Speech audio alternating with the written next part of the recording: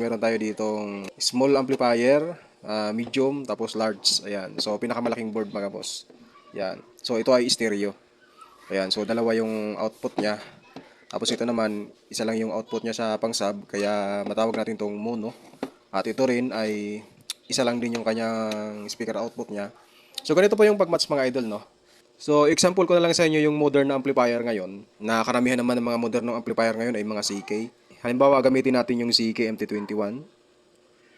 CK MT21.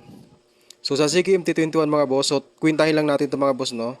Supply naman kasi nito mga boss ay nasa 12 to 24 volts. Ayan. Hindi tayo mga boss gagamit ng 12 volts kasi mababa po ang supply niya na ilalabas to output sa ating speaker. Pagka 12 volts kasi, gagamit pa kayo ng mga booster para tumaas yung amperahe ng ating mga supply. Para mas hindi na kayo gagamit ng mga ganito, gamit na lang kayo ng 24 volts na 10 ampere.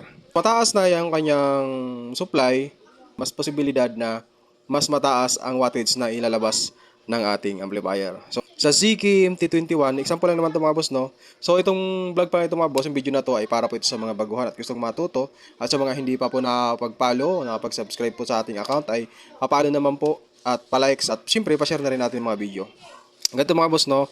Ang gagawin po natin sa ZK MT21 ay kailangan po natin ng 24 volts na may 10 ampere para po talagang magamit niya ang kabuuan ng kanyang supply.